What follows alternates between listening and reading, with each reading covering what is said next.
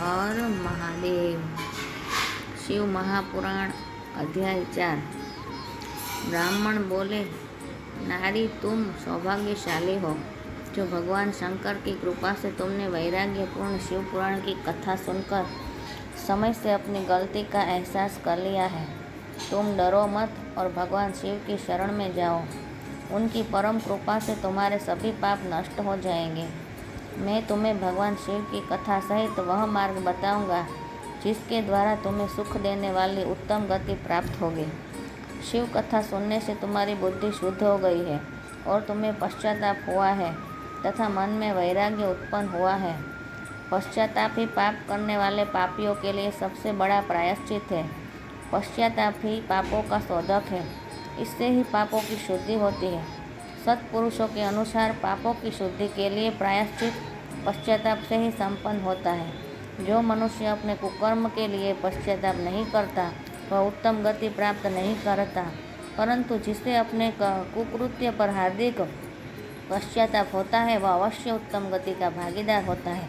इसमें कोई शक नहीं है। शिव पुराण की कथा सुनने से चित्त की शुद्धि एवं मन निर्मल हो जाता है। शुद्ध चित्त में ही भगवान शिव एवं पार्वती का वास होता है। वह शुद्धात्मा पुरुष सदाशिव के पद को प्राप्त होता है। इस कथा का श्रवण सभी मनुष्यों के लिए कल्याणकारी है, अतः इसकी आराधना एवं सेवा करनी चाहिए। यह कथा भवबंधन रूपी रोग का नाश करने वाली है। भगवान शिव की कथा सुनकर हृदय में उसका मनन करना चाहिए। इससे चित्त की शुद्धि होती है।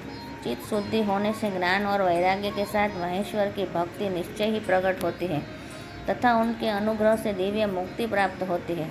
जो मनुष्य माया के प्रति आसक्त है वह इस संसार बंधन से मुक्त नहीं हो पाता। हे ब्राह्मण पत्नी, तुम अन्य विषयों से अपने मन को हटाकर भगवान शंकर की इस परम पावन कथा को सुनो। इससे तुम्हारे चित्त की शुद्धि होगी और तुम्हें मोक्ष की प्राप्ति होगी। जो मनुष्य निर्मल हृदय से भगवान शिव के चरणों का चिंतन करता है उसकी एक ही जन्म में मुक्ति हो जाती है। सूत जी कहते हैं, शौनक, यह कहकर वे ब्राह्मण चुप हो गए। उनका हृदय करुणा से भर गया। वे ध्यान में मग्न हो गए। ब्राह्मण का उक्त उपदेश सुनकर चंचला के नेत्रों में आनंद के आंसू छलक आए। वह हर्ष भरे हृदय से ब्राह्मण के देवता के चरणों में गिर गई और हाथ जोड़कर बोली कि मैं कृतार्थ हो गई हूँ। हे ब्राह्मण शिव भक्तों, मैं श्रेष्ठ स्वामी आप धन्य है।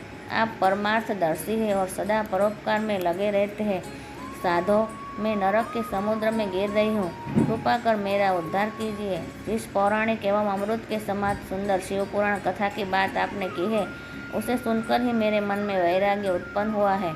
इस अमृतमयी शिव पुराण कथा को सुनने के लिए मेरे मन में बड़ी श्रद्धा हो रही है। कृपया आप मुझे उसे सुनाइए।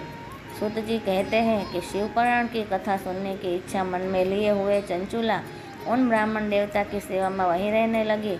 उस गोकर्ण नामक महाक्षेत्र में उन ब्राह्मणों देवता के मुख से चंचुला शिव पुराण की भक्ति, ज्ञान और वैराग्य बढ़ाने वाली और मुक्ति देने वाली परम उत्तम कथा सुनकर कृतार्थ हुई।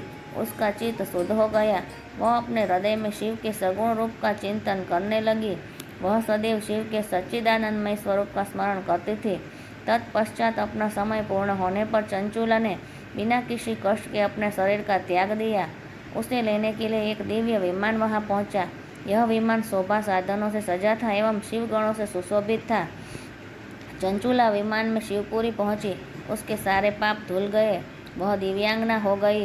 वह गौरांगी देवी मस्तक पर अर्धचंद्र का मुकुट एवं दिव्य आभूषण पहने शिवपुरी पहुंची। वहां उसने सनातन देवता नेत्रधारी महादेव शिव को देखा। सभी देवता उनकी सेवा में भक्तिभाव से उपस्थित थे।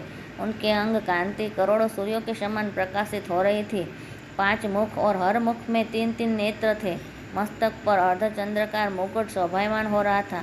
कंठ में नील चिन्ह था। उनके साथ में देवी गौरी विराजमान थी जो विद्युत पुंज के समान प्रकाशित हो रही थी।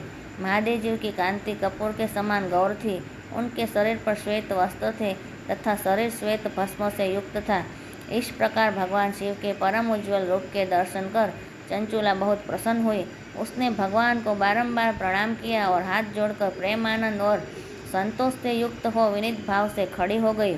उसके नेत्रों से आनंदाश्रुओं की धारा बहने लगी। भगवान शंकर एवं भगवती गौरी उमा ने करुणा के साथ सौम्य दृष्टि से देखकर चंचुला को अपने पास बुलाया। गौरी उमा ने उसे प्रेम पूर्वक अपनी सखी बना लिया। चंचुला सुखपूर्वक भगवान शिव के धाम में उमा देवी की सखी के रूप में निवास करने लगी।